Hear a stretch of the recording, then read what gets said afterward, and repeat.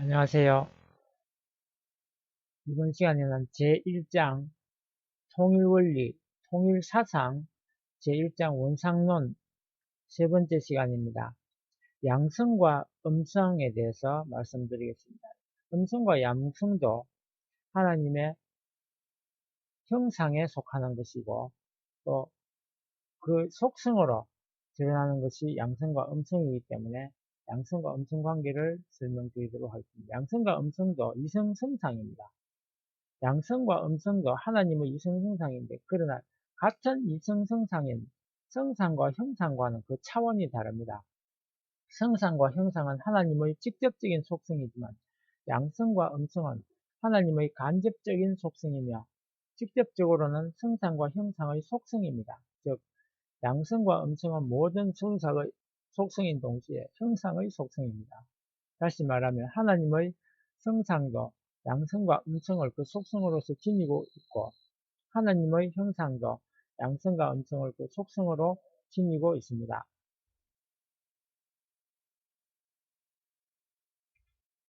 그런데 양성과 음성도 이성성상과 마찬가지로 중화를 이루고 있습니다. 원리 강론에 하나님은 양성과 음성의 이성성상의 중화적 기체로 계신다고 기록되어 있는 것은 이 사실을 뜻합니다. 이 중화의 개념도 성상과 형상의 중화와 마찬가지로 조화, 통일을 의미하며 창조가 구상되기 이전에는 하나의 상태에 있었던 것입니다. 이 하나가 창조에 있어서 양적 속성, 음적 속성으로 분화되었다고 봅니다. 그런 의미에서 동양 철학인 역학의 태극 생양이 태극에서 음양이 생겨났다는 것은 맞는 말이라 할 것입니다. 그런데 양성, 음성의 개념은 역학의 양, 개념과 비슷하나 반드시 일치하지는 않습니다. 동양적인 개념으로는 양은 빛이나 밝음을 뜻하며 음은 그늘, 어두움을 뜻합니다. 이 기본적인 개념이 확대 적용되어서 여러가지 의미로 쓰여지고 있습니다. 즉 양은 태양, 산, 하늘, 낮, 경, 열, 고 등의 뜻으로 그리고 음은 이에 대응하여 달, 계곡, 땅, 밤,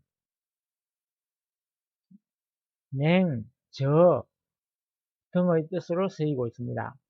그러나 통일사상에 있어서 양성과 음성은 모두 성상, 형상의 속성이기 때문에 필요세계에 있어서 성상, 형상은 개체 또는 실체를 이루고 있으며 양성, 음성은 이 실체의 속성으로 나타나 있습니다.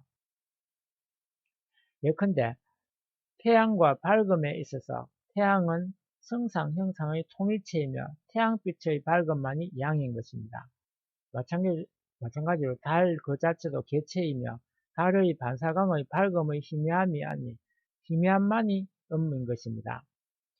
여기서 통일사상의 실체의 개념을 잠깐 다루고자 합니다. 통일사상의 실체는 물론 통일원리의 실체의 뜻에서 유래합니다. 통일원리에는 실체기대, 실체헌재, 실체성전, 실체세계, 실체상, 실체대상, 실체노정 등 실체와 관련된 용어를 자주 사용하고 있는데 여기의 실체는 피조물, 개체, 육신을 쓴 인간, 물질적 존재 등의 뜻을 지닌 용어입니다. 이것을 도표로 다시 살펴보도록 하겠습니다. 그런데 인간을 포함한 모든 피조물은 성상, 형상의 합성체이기 때문에 이것을 바꾸어 말하면 피조물에서 성상과 형상은 각각 개체의 구성 부분이 되어 있어서 성상과 형상 그 자체도 또한 피조물로서의 성격을 지니고 있습니다. 마치 자동차가 조작물이며 자동차의 구성 부분인 부품, 타이어, 트랜스미션 등도 제작물인 것과 같습니다. 따라서 인간의 성상과 형상도 통일사상에 있어서 각각 실체의 개념에 포함됩니다. 그런데 원상에 있어서 양성과 음성을 각각 본양성, 본음성이라고 합니다. 원상의 본성상과 본형상 및 본양성과 본음성을 닮아난 것이 인간의 성상, 형상과 음성, 양성입니다.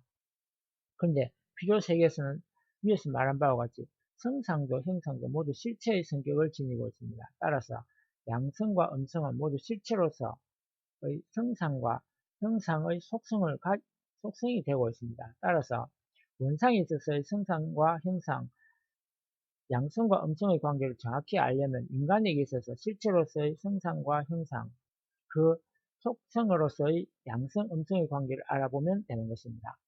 다음에 도표로서 인간의 경우 성상, 형상 및 양성, 음성의 관계를 밝히면 위와 같습니다.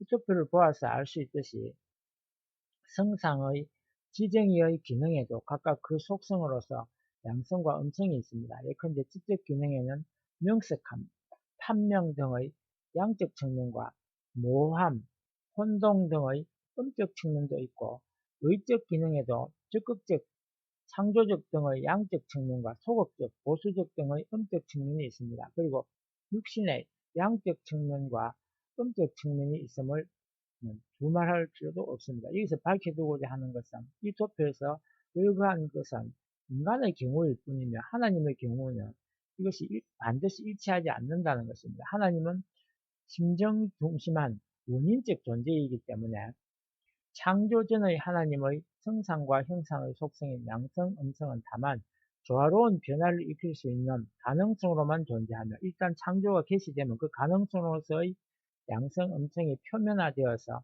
지정의 기능에 조화 있는 변화를 일으키고 형상에도 조화로운 변화를 가져옵니다.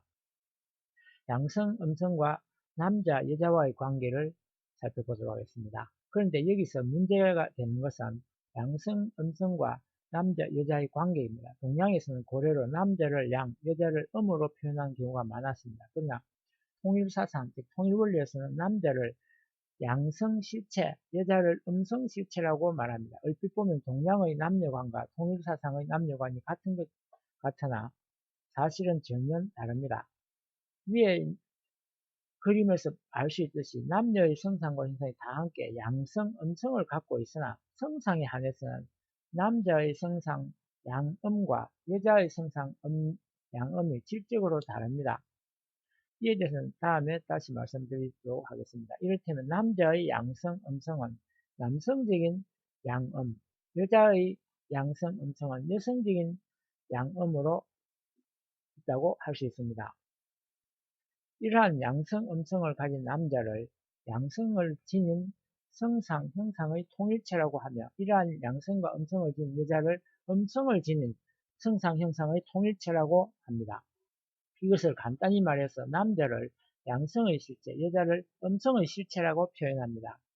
여기서 특별히 지적하고자 하는 것은 남자를 양성의 실체라고 할 때 양성과 여자를 음성의 실체라고 할 때의 음성이 위에 그림과 같이 밝혀진 양성, 음성과는 반드시 일치하지는 않는다는 사실입니다. 즉 성상에 있어서 남녀 간의 양성과 음성이 다르고 형상에 있어서 남녀 간의 양성, 음성이 다릅니다.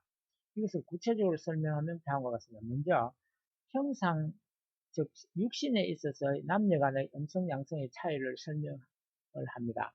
형상, 즉 몸에 있어서의 양성인 윤기부나 돌출부도 또 음성인 함몰부나 공혈부도 남녀가 똑같이 가지고 있으나 남녀 간의 차이가 있습니다. 남자는 돌출부가 하나 더 있고 여자는 공혈부가 하나 더 있습니다. 따라서 형상에 있어서의 남녀 간의 양성에도 음성에도 모두 양적 차이가 있음을 알게 됩니다. 즉 형상에 있어서 남녀 간의 양성, 음성의 차이는 양적 차이일 뿐인 것입니다.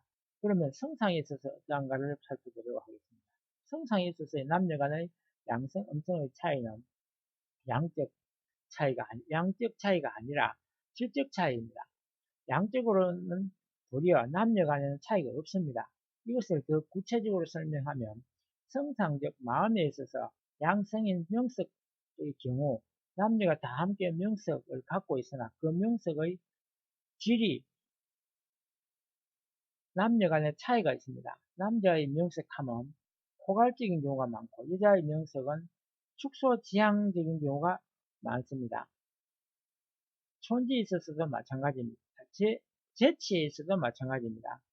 또 성상의 즉 마음의 감정상의 슬픔이 과도한 경우에 남자의 슬픔은 비통으로 변하기 쉽고 여자의 슬픔은 비애로 변하기 쉽습니다. 성상의 의욕에 있어서 적극적의 경우 남자의 적극성은 상대방에게 경성 감각을 주기 쉽지만 여자의 적극성은 상대방에게 연성 감각을 주기 쉽습니다. 남녀 간의 이러한 차이가 질적 차이입니다. 이것을 도표로 표시하면 그림 1- 위에 있는 그림과 같습니다. 이와 같이 성상에 있어서는 남녀 간의 양적에도 질적 차이가 있고 음적에도 질적 차이가 있습니다. 이것을